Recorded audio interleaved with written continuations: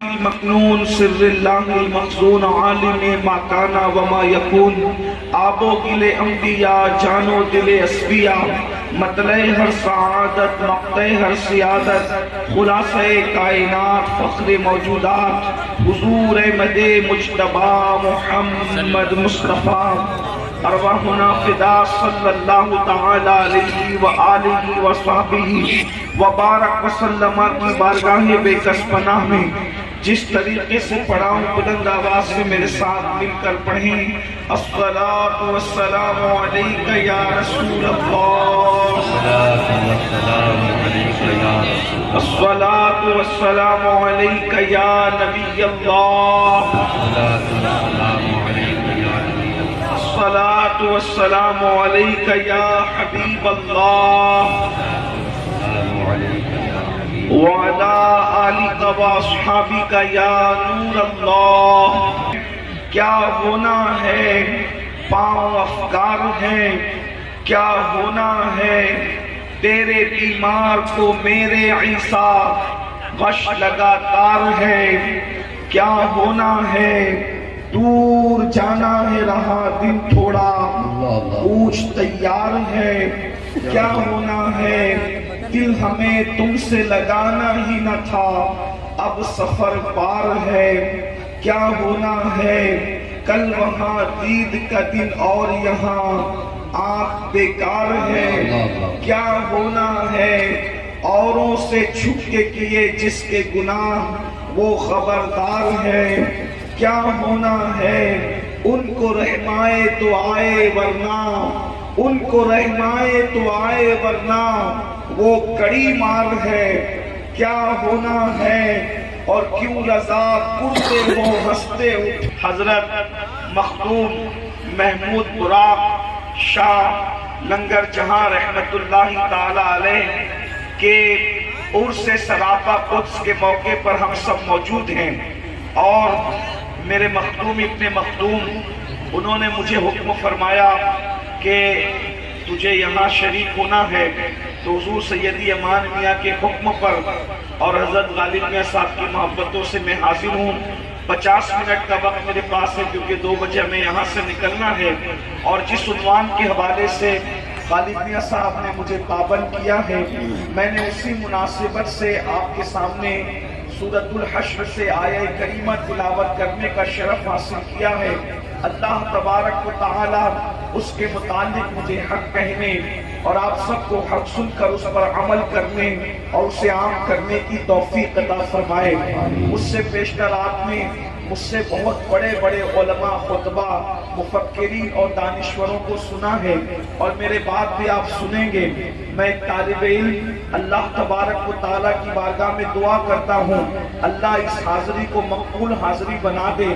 خانقاہوں میں کوئی خطاب تو کیا کر سکتا ہے، 700 سالہ یہ پرانی خانقاہ جس کے تار دل کے تار حضور غوث العظم دستگیر شیخ عبد القادر جیلانی سے جڑے ہوئے ہیں۔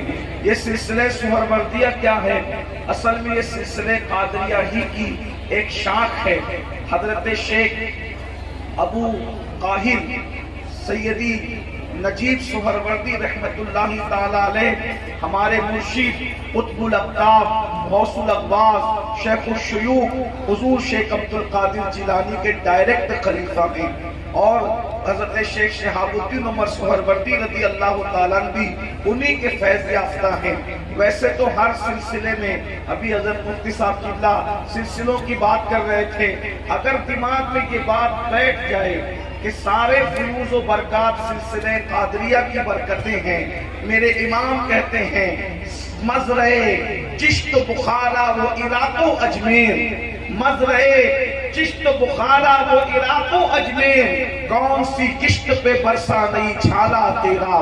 جب سب کا مرکز جو ہے حضور غوث العظم دستگیر ہیں، اس اعتبار سے فیوز کے اعتبار سے ہم سب ایک ہیں الحمدللہ۔ اللہ اس کی برکتیں ہمیں عطا فرمائے۔ میرا عنوان جو ہے میں اس کی طرف جلدی سے چلنا چاہتا ہوں۔ میرے پیارے آقا صلی اللہ علیہ وآلہ وسلم کے پیارے دیوانوں، ہم دنیا کے اندر اپنی زندگی کو گزار رہے ہیں، شب و روز کو گزار رہے ہیں، لیکن شیطان نے ہماری فکر کو اس اعتبار سے اغوا کر لیا ہے کہ ہم دنیا میں اتنے ڈوب گئے، اسلام اور خانقاہ مصدوق غیر کا نبی مصطفیٰ کریم رؤوف الرحیم صلی اللہ علیہ وآلہ وسلم ارشاد فرماتے ہیں، میرے اور تمہارے آقا ارشاد فرماتے ہیں، جب لوگ قیامت کے دن اٹھیں گے اللہ اکبر تو لوگوں کے بدن پر کپڑا تک نہیں ہوگا۔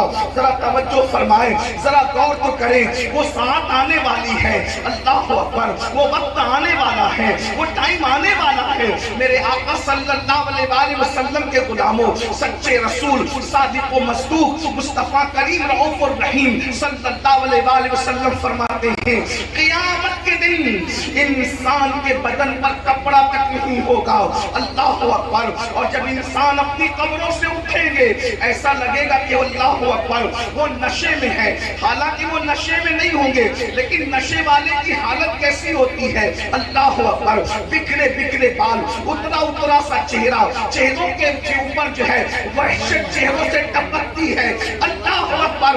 ارشاد فرمایا مصطفیٰ جان رحمت صلی اللہ علیہ وآلہ وسلم نے، یوں لوگوں کا حال ہوگا جیسے وہ نشے میں ہے، حالانکہ کوئی نشے میں نہیں ہوگا، نہ بدن پہ کپڑا ہے، نشے کے اندر وہ نظر آئیں گے مگر نشے میں ہوں گے نہیں۔ اور میرے سچے رسول صادق و مصدوق صلی اللہ علیہ وآلہ وسلم فرماتے ہیں، اللہ اکبر، انسان اور انسان کے سر اور سورج کے درمیان صرف ایک ہاتھ کا فاصلہ ہوگا۔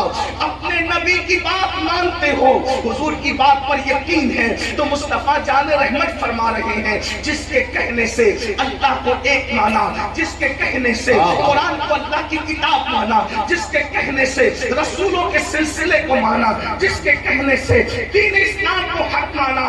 لوگوں اپنی فکر کر لو، یہاں کچھ بھی کرو، لیکن ایک دن وہ ہے جسے یوم قیامت کہتے ہیں، میدان محشر کہتے ہیں۔ سنو سنو تمہارے اور میرے نبی کا فرمان، ارشاد فرمایا انسان کے سر اور سورج کے درمیان صرف ایک ہاتھ کا فاصلہ ہوگا۔ ذرا غور کرو میرے بھائیوں، پڑھے لکھے لوگ ہو، اللہ نے شعور دیا، ڈسکوری کا زمانہ ہے، اللہ اکبر۔ آج سورج کہاں پر ہے؟ سورج آج چوتھے آسمان پر ہے، اور آج سورج پیٹھ کی طرف سے چمک رہا ہے۔ سورج آج اپنے چہرے کی طرف سے نہیں چمک رہا ہے، بلکہ آج سورج چوتھے آسمان پر اپنی پیٹھ کی طرف سے چمک رہا ہے۔ میرے بھائیوں بتاؤ، جب پیٹھ کی طرف سے سورج چمک رہا ہے تو اس کی تمازن کا عالم کیا ہے؟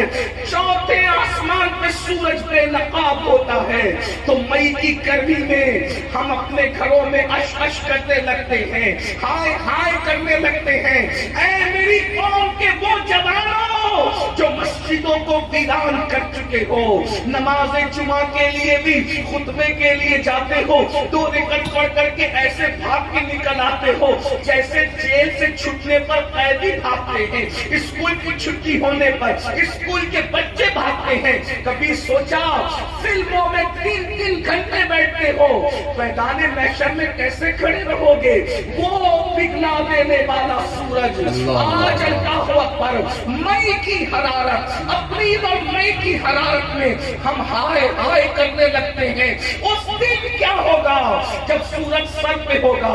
یہاں نیک اور بد کا بھی کوئی معاملہ ہی نہیں ہے، متقی اور پاپی کا کوئی معاملہ ہی نہیں ہے۔ میدان محشر کے اندر سورج سروں پر ہوگا، ان لوگوں کے جن لوگوں کو اللہ سے ان کے سروں پہ سورج رکھنا چاہے گا، اور وہی نجات پائیں گے جو عرش کے سائے میں رہیں گے۔ کون رہے گا؟ کوئی گارنٹی نہیں ہے، بڑی معذرت کے ساتھ کوئی ضروری نہیں ہے کہ منبر پہ بیٹھے ہوئے لوگ عرش کا سایہ پا جائیں، کوئی ضروری نہیں ہے کہ زمین پہ بیٹھے ہوئے لوگ عرش کا سایہ پا جائیں، یہ تو اس کی مرضی پر ہوگا، وہ کس کو عرش کا سایہ عطا کرے گا، یہ تو اس کی اپنی مرضی پر ہوگا، وہ کس کو سورج سے بچائے گا۔ لیکن ہمیں بھی تو کوشش کرنا چاہیے، دنیا دارالعمل ہے۔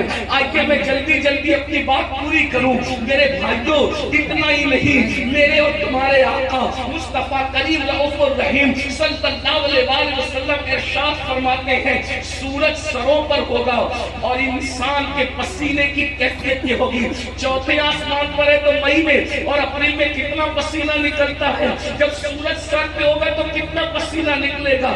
عمل کے اعتبار سے کس کا پسینہ ٹخنوں تک ہوگا, کسی کا پسینہ گھٹنوں تک ہوگا, کسی کا پسینہ کمر تک ہوگا, کوئی پسینہ کندھے تک ہوگا, کسی کے منہ تک پسینہ پہنچے گا اور کوئی پسینے میں ڈبکیاں لے رہا ہوگا. اور اس پسینے کی خصوصیت یہ ہوگی جس کا پسینہ ہوگا اسی کے ساتھ ہوگا, وہ جہاں جہاں جائے گا پسینہ اس کے ساتھ ساتھ جائے گا. بازو والے کو پسینہ ٹچ نہیں کرے گا.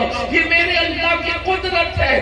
سروں میں بھیجے کھولتے ہوں گے, ناک سے بہتے ہوں گے, یہ کیفیت ہوگی. ام المومنین سیدہ کائنات سیدہ عائشہ صدیقہ نے پوچھا یا رسول اللہ صلی اللہ علیہ وسلم قیامت میں لوگ ننگے اٹھیں گے تو کیا بے حیائی نہیں ہوگی, یعنی لوگ ایک دوسرے کو دیکھ کر شرمائیں گے نہیں؟ آقا فرماتے ہیں عائشہ قیامت کے دن لوگوں کی کیفیت یہ ہوگی, لوگ اپنے آپ کو دیکھنے کی فرصت نہیں پائیں گے, کسی اور کو کیا دیکھیں گے. قرآن اس دن کے لیے کہتا ہے الاخلاء یومئذ بعضهم لبعض عدو, جتنے تمہارے کٹر اور پکے دوست ہیں وہ سب تمہارے دشمن ہو جائیں گے. قرآن کہہ رہے سب دشمن ہو جائیں گے, کوئی دوست کام نہیں آئے گا. فرشتوں کی شان اس دن قرآن بیان کرتا ہے یوم یقوم الروح والملائکہ صفا لا یتکلمون الا من اذن. اس دن جبریل جیسا فرشتہ اور سارے فرشتے اللہ کی ہیبت سے تھر تھر کانپ رہے ہوں گے. جبریل بھی اللہ کی بارگاہ میں کلام کرنے کی جرات نہ کر سکیں گے, فرشتے بھی کلام کرنے کی جرات نہ کر سکیں گے. اللہ اکبر, سب ہیبت سے کانپیں گے. اس دن کے لیے آج کا جوان جو پاک بھی نہیں رہتا, کھڑے ہو کے پیشاب کرتا ہے, 5 کلمے بھی اس کو یاد نہیں ہے, وہ کہتا ہے جو ہوگا دیکھا جائے گا, قیامت میں جو ہوگا دیکھا جائے گا. میرے بھائیوں کیا دیکھو گے؟ آؤ تھوڑی دیر کے لیے ذرا میدان محشر کا نقشہ اور میدان محشر کے